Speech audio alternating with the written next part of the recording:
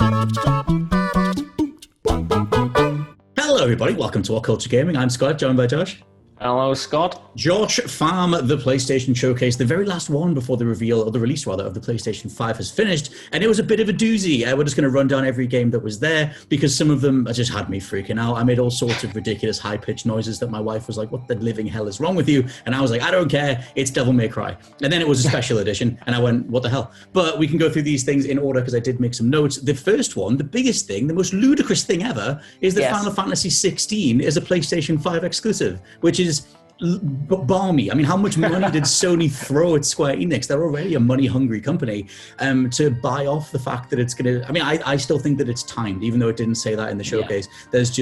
Surely there's no way that thing is a numbered installment in Final Fantasy is once again a PlayStation exclusive, because that was the case in the 90s, and there hasn't been a PlayStation exclusive Final Fantasy since then. I couldn't believe that. Genuinely couldn't believe it. Nor could I, Scott. Like I said, I have no connection to Final Fantasy. I only knew that it was Final Fantasy by a few bits of iconography, and I was like, I recognize that. I understand that reference. I know what this is. Right. But when it came out at the end, it was like console exclusive. I thought, what? How did you manage this? Even though we have been buffered towards this because we've been reading the reports and the rumors and we did a video on it, I still didn't fully believe that they would get it because it's such a big franchise. And to tie that to PlayStation, like you said, how much money did they just throw at Square Enix, and how much did Square Enix just gobble up, giving them all these deals? And is it going to be a full exclusive or the whole thing with SpiderMan as well, like just, we'll do you a SpiderMan, Sony, we don't mind, we'll just make that for Avengers, we don't care, Xbox, we don't care. And then at this point it's just like, full on, do you want a full Final Fantasy? Like, that's just ludicrous. In terms of what they actually showed, though, it seems very like Game of Thronesian. It was reminded me a little bit of Final Fantasy Type 0, which I know will mean nothing to you, but it was just the way that the military factions sort of looked. But I think that sort of territory is quite fresh and a world away from Final Fantasy 15, doing something a bit more medieval, a little bit more Final Fantasy 12-ish. Either way, I thought it looked pretty great.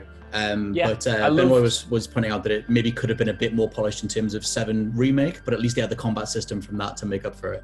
Yeah, totally. Like, I feel like even though it didn't look perhaps as graphically as impressive as 7 Remake, which for my money, when it's working well, is like one of the best looking games on console. I feel like by the looks of it anyway, going off this trailer, it looks to have a much bigger scale. Like, you saw like the huge kind of, creatures and monsters in it. You saw like the huge infantry battles and stuff like that. Sense that even though in the actual gameplay that we saw, it was pretty much just 1v1, but in the cutscenes, it had this kind of like epic grandeur to it that they've got, me. There's so much, man. There's so much. Like the whole bit near the end when it was like 2 of the summons, and one of them looked a lot like Phoenix, and one of them looked like a hybrid of Bahamut and Ifrit. I think it is just Ifrit. But doing that whole thing of 2 summons clashing over a city is like Final Fantasy 9 incarnate. And I know that doesn't make any sense to people who don't know what that is, but it's a big deal. And if they can channel that at all, it's a big old thing. Speaking of other things that are a big old thing, though, Spider-Man Miles Morales was the next thing they showed, which I watched that thinking, that looks really interesting in terms of the combat system. They're definitely fleshing it out. It's a lot more aerial moves. You're fighting different dudes in the air and stuff. But I did watch it thinking the PS4 could probably do that for the most part. See, I was contesting this. You did send this to me, and I was thinking, I think in a few ways, I totally agree, and I feel like with a lot of the launch PlayStation 5 games, we're going to have those conversations of whether that was actually possible on PlayStation 4. But I thought, the scale of it, like that bridge set piece looked really big, and it looked like it was running well, and it looked impressive with all like the particle effects going off, all like the electricity going off and stuff, all the enemies and stuff. But I feel like when it comes to Spider-Man, like this, or at least the original Insomniac Spider-Man, that was the game when Mark Cerny was talking about, like the load times, like the speed in which you could speed through the city and stuff, like all of the under the hood PlayStation 5 stuff in terms of the SSD. I feel like that's where it's going to be a PlayStation 5 exclusive in terms of load times, in terms of how much of the world they could render at once, and draw distances and texture detail and stuff like that. And I feel like, just judging off how they've talked about Spider-Man and how they've talked about the SSD and how they're pushing that over kind of mind-blowing graphics, like you would assume, I think that's where the next gen stuff would kind of come into play. Yeah, there's so much, like you said, in the graphical side of things, like the SSD stuff, we're just going to have to swing through the city and just see how it loads in, or like how fast the general sense of flow is to that game. And it's not to knock like a lot of the particle effects that were there and the fact that they had the ray tracing and things like that. Stuff when that's being rendered on an actual TV set in front of you, I think will look a hell of a lot more impressive. Still looked great. Miles Morales is still a great character, and I like that he, story-wise, has someone else who knows who he is. I don't know my Miles Morales comics very well, but it felt like they were channeling Spider-Man Homecoming, like with Peter Parker's friend who knows who he is. Next one down, which was a big old deal. It's releasing in the worst possible time for this IP, but still, the Harry Potter game. It's called Hogwarts Legacy. Hilarious title considering where we're at with that IP. But still, that thing came true. That thing was initially, if it is the same thing that was leaked a couple of years ago, must be, yeah. Yeah, you'd assume it was, but that seems like it's a big open-ended Harry Potter RPG, which again, if it is like the leaks from a couple of years ago, you are making your own wizard, you're customizing someone, and then you're just going to live in Hogwarts and just live that life of, it's pretty much the fantasy that every Harry Potter fan has had, for a good few years. I don't care about Harry Potter, JB. I don't know if you do. Maybe you've got I was watching it with my girlfriend at the time who was like, I want to play that game, but obviously with everything that's happening around that brand now, it's like, ooh, ah, and I feel like, I think it looked good. I know it popped Rich. Rich was popping off on Twitter. Oh, he will have exploded. This is everything I wanted, and like, I'm pleased those fans have really enjoyed it, but I thought it was a good thing to kind of like have in the showcase just because of how unexpected it was. Every single time we've talked about this showcase, not once did we expect to see Harry Potter at it. Even when the WB Games logo popped up, I expected more Gotham Knights or something like that. It was only until I saw Avalanche and then the Potter Studio or whatever pop up that I thought, oh crap, this is that game that's finally happening. You know what I mean? Yeah. Ozzy was saying that the devs, it seems like they've kind of cut their teeth on a lot of mobile stuff in the past. So I think this is one of their big breaks, but alongside Avalanche or whatever, it can obviously do a bigger production. And then they had the sort of arbitrary Call of Duty segment. I mean, we're close to another Call of Duty, so you need to have that. Looks great though. I don't know if you have anything specific to say about it. I thought it looked pretty good. Big old dumb set piece, plane crash and everything. I don't know, dude. I'm totally not convinced on Call of Duty Black Ops Cold War. It's got fake Robert Redford in it. On paper, man, it should be my thing. Like, there's direct sequel to the original Black Ops, what's one of my favorite Call of Duty games. I just think that everything surrounding the development that we know, how rushed it's been, how much of a nightmare it was at first. It makes me wonder about the quality of it, how it's going to turn out in the end. And to be honest, like, the changes that they made in Modern Warfare, like, they suited me to a T. That's what got me interested in the franchise again. So to know that in a lot of ways they're kind of rolling some of those back and going back to the classic Black Ops and classic Treyarch style of Call of Duty, I'm sure there'll be loads and loads of fans who are absolutely buzzing about that, but I'm not necessarily one of them. I still think it looks visually incredible. And, it's Call of Duty, so of course I'm going to buy it, of course I'm going to play it, and we're probably going to enjoy it. It's going to be a lovely weekend. It's going to be a lovely donuts and energy drink fueled weekend. But I think this is one of the first years where it's really, really obvious that they don't need one, where Modern Warfare is just flying. Like, the season updates for that have been brilliant. The game itself is just so stellar. It's not like we're craving another Call of Duty. And like you said, there's all the behind the scenes stuff where they sort of chopped and changed the release order of what was coming, and now this is coming out. It still looks really tight, like the story that they showed off. Like, I was laughing at how stupid that set piece was, with a Jeep crashing into and over a crashing plane and then whatever. It's just like, let's just give me that big dumb fun. It looks fine. But next game was Resident Evil 8 Village, which they didn't show that much for. I thought they would do a little bit more with the sort of weird zombie werewolf hybrid things that are being teased. They did tease a new merchant though. They have a guy who says, like, he doesn't say what are you buying, but he says like, what's next for your purchase or something like that. And I was like, oh my god, they're doing a new merchant. Which apparently, because Resident Evil 8 is apparently kind of a spiritual sequel to Resident Evil 4. I guess that's kind of why it's called Village and that kind of thing.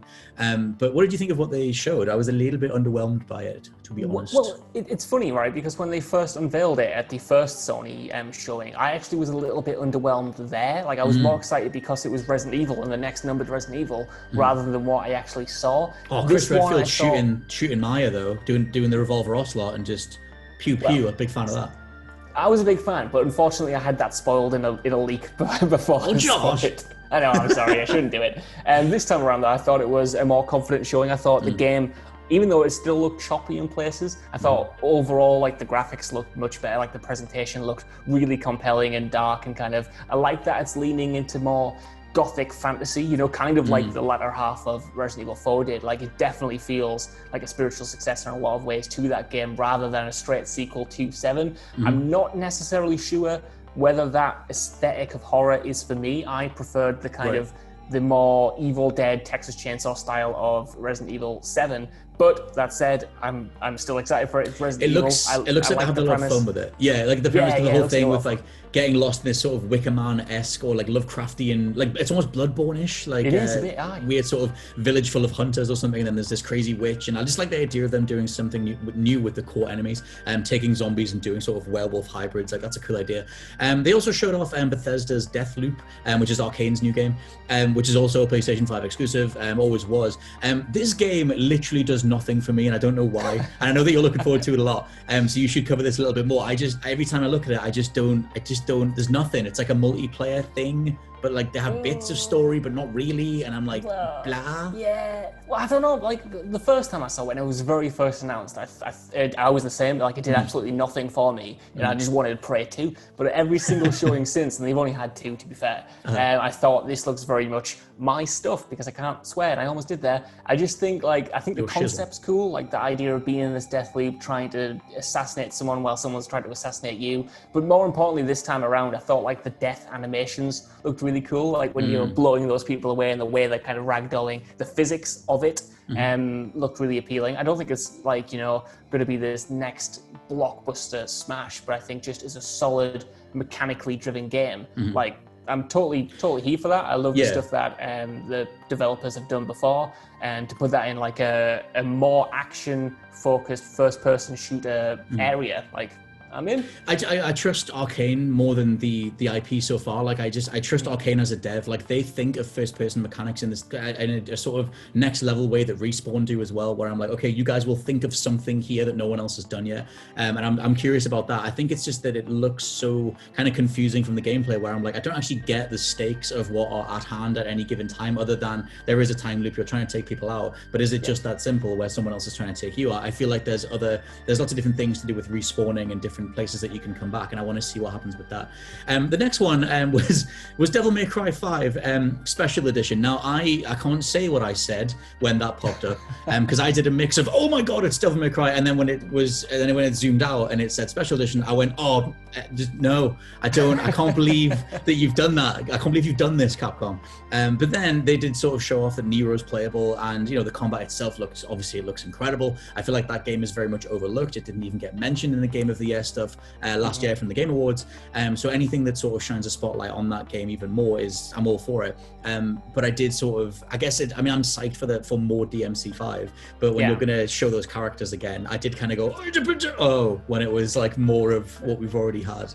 Yeah, I know what you mean. Like, as a recent Devil May Cry convert playing through all of the games last year and absolutely loving Devil May Cry 5 way more than I expected, this absolutely does it for me. The fact that it's available digitally at launch, the fact that you have this new playable character, the fact that the amount of enemies on screen look like it's been upped. I don't know whether that was just my mind playing tricks on me, but you imagine... I don't know you said that, but maybe. Yeah.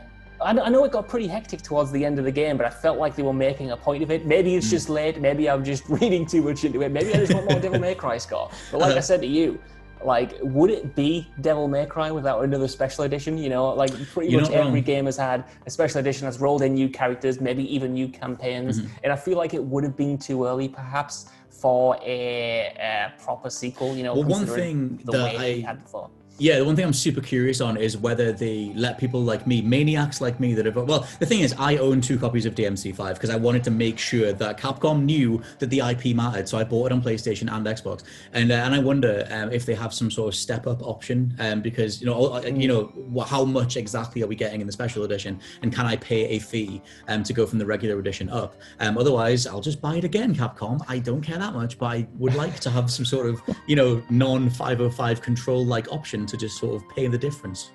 You got a sickness, dude. You got a real sickness. It's called Ebony and Ivory. It's a good time. That's a reference. So yeah, after that, there was a little sort of smattering of Oddworld Soulstorm, which I was just glad to see get the spotlight. It was such a out of nowhere thing, which they have shown off before, but they got Lone Lanning out there, who's just a game, veteran game dev at this point. And they showed Oddworld Soulstorm. We got Five Nights at Freddy's. random as hell. I thought, considering this is such a weird thing, and the only people who, whoever had this game will care. But that game, that trailer opened very much like they were teasing a new Gregory's Horror Show on the PS2, which I know is like the most cult horror thing. Even Ash hadn't even heard of that. And it's like, it's such a unique cult game. And I was like, oh my God, they're bringing Gregory's Horror Show back. They weren't. They just had the character called Gregory to channel that, and then it wasn't that at all. But yeah, so we had Oddworld Soulstorm, we had Five Nights at Freddy's. Do either of those grab you? Those were things that I thought they didn't show that much for.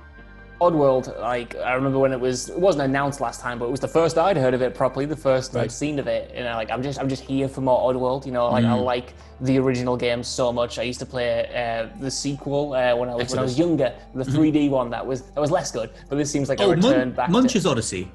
Maybe? I don't know. Josh. I think no, it was something different. I don't know. Okay. It wasn't good. It wasn't good is what I'm saying. There was Odyssey, then Exodus, then Munch's Odyssey, and then Stranger's Wrath.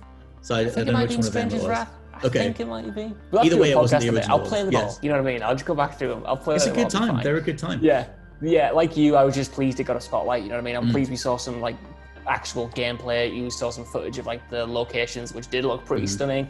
And yeah, I will play that game. I tell you what stood out to me, it's just sort of like an overall point. It feels very much like Sony are sort of getting the band back together, getting the family back together, sort of doing their own Avengers. Because like I said, Final Fantasy hasn't been a Sony property since the late 90s, or associated with PlayStation since the late 90s. And then being able to sort of put the Oddworld Inhabitants logo up there again. Again, like, Abe's Odyssey, Abe's Exodus, they were very big PlayStation games. And then obviously things like Demon's Souls, it's like them sort of capitalizing on IPs that they've got the license for, which let's just transition into that. Demon's Souls looks incredible. Bluepoint are just setting the standard, I think, in terms of just sheer graphical oomph. Like Shadow of the Colossus looked ridiculous, and this thing looks insane. It's so funny to me that, like, for me, so far, a remake, Demon's Souls as a remake, looks like the most next-gen game we've seen. I'm not sure about you, but I was watching that footage, and I was thinking, this looks gorgeous, like, from the animations to the lighting, just to the overall aesthetic. I thought, this finally looks like something that would be only capable on PS5, you know what I mean? Which is so weird considering it comes from How many people are going to think that that's a sequel? Like, how many people are going to think that, oh my God, Souls it's being continued, it's Demon's Souls now, and it's on PlayStation 5, and that's clearly what they're going for, or it feels like it anyway to me. Like, if that's a launch game, that's the one I'm most excited for. Like, I watched that thing, and I'm pretty sure it's like the opening level. I could be wrong. I've never played Demon's Souls all the way through. Parts of it were. Right, yeah. And I just thought, man, like, I was watching it, like, it was the only one where I thought, I can't wait to play this. There's a lot of games in there that I, really enjoy. I'm looking forward to Miles Morales. I'm looking forward to another game that we're about to get to. But that was the one where I was like, I wish I had this now. I wish I had a PlayStation in my house to play Demon's Souls. It looks gorgeous. What was that? You said another game we're about to get to. The only thing I've got left down is the PS Plus collection. Do you have another one? Scott Tailford? What? How can you forget God of War 2? I thought you were going to say Fortnite for a sec there. Very good point. Wish I did. That would have been funnier. Wish I did that. The sheer hype of me freaking out to God of War 2, I didn't write that down on my list of notes, so thank you for mentioning that. Would have completely forgot it. Yeah, God of War 2, they ended the conference, because, okay, first up, the PlayStation Plus collection. We might as well mention that, because this felt like their way of addressing Game Pass stuff, where they're like, okay, we can put together a collection of titles, and it says that they just arrive on PlayStation 5. If you have PS Plus, you have access to this archive of stuff. And I feel like that's their way of giving people who don't go for the disc version, you can still access the PS4 library. So I'm curious how that plays out, because Xbox are very much betting on, you're going to want backwards compatibility, or you're going to want accessibility to previous generations before the most recent one. And Sony are saying, we don't think so. We think that the PlayStation 4 is enough. Because when it said introducing the PS Plus collection, I was like, oh my God, it's going to be PS1, 2, and 3 in one place. And I was doing the freakies. And then it wasn't. It was just PS4 games. It was Detroit Become Human and a whole bunch of PS4 stuff. And then just random third-party stuff, Batman, Arkham Knight, Resident Evil 7, Persona 5, just kind of thrown in. What did you think of that idea? I think it's really intelligent, and I think it serves it's a huge boon to get in the digital version, which puts them more in line with the Series S pricing. But it's not PS2 games, is it? It's not, dude, but you know what? And everyone's going to call me a PlayStation fanboy for being so excited about this, but I bloody love that reveal because I didn't expect it. And does it compete with Game Pass, actually? Absolutely not. Like, Game Pass still, in my mind, is the superior service because you've got so many Xbox One games, you've got so many 360 games, you've got so many exclusives coming there at launch, but is like an added bonus to your PlayStation Plus subscription. Like, that is so cool to have a bank of some of the best PlayStation 4 games like out there, just kind of like accessible, especially if you're, like you said, getting the discless version of the PlayStation 5. If you want something to play, it's like, well, here's all these seminal games, hopefully kind of, you know, getting a bump from the boost mode on PlayStation 5 or whatever. Yeah, like, you'd assume so. Yeah, the like thing is as well, Sony love to do it. So Sony absolutely love doing a little bit of ripping off. They love a little bit of like, oh, that's working for you, we'll do a bit of that. And as much as it was, you know, it's going up against Game Pass because of the console comparisons and stuff, it reminded me a bit more of the Switch Online service in terms of the mentality behind it. Because I feel like they're obviously going to plug and rotate titles through this. Like, why even start this idea of a collection if you're not going to add to it and sort of swap things around? So if that leads to, we're going to do the PS3 collection, add on the PS2, the PS1, with various sort of highlighted titles. That makes perfect sense for me, especially considering how well it's working on the Nintendo side. But yeah, that seems like a big old thing. But yes, they did end on God of War 2. The reason I forgot about that is because all they showed was a logo, even though Jim Ryan was like, oh, we're going to end with one sort of last short tease, or it was something like a last clip or something. Yeah. And then we got a little bit of Chris Judge speaking as Kratos and the Omega symbol popping up, and we get the title confirmed, I guess, with God of War Ragnarok.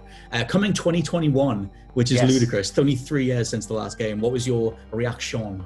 Oh man, like all I needed was a logo, because I didn't expect it to be so soon. I expected to get you know, a bunch of other sequels before we got a God of War 2 announcement, because I thought it would be like 2022, 2023 perhaps, you know what I mean? Yeah. Quite a long way off, just because those games in the last game was so huge. So to get the logo, I was like, oh, pretty cool. But then to get a date, I was like, that's awesome. To have that so early in the life cycle, I'm like, they're just hitting the ground running. Like, if we get you know, Horizon and God of War next year, like that's I mean, especially compared to the Xbox, which so far hasn't given us a 2021 date for any of their big IPs. Like, assumedly it's Halo, but right now that's just delayed indefinitely until they can put it back together again, as opposed to Sony. And I mean, you know, things can happen in game development. Maybe they'll not stick to those dates, but right now... It's definitely getting pushed, man. It's definitely getting delayed. It's not coming out in 2021. They seem to be okay with their first party stuff, but right now it seems like, you know, they know what you're getting this year, they know what's coming next year, which is enough of a cushion to just sort of get involved in next gen stuff,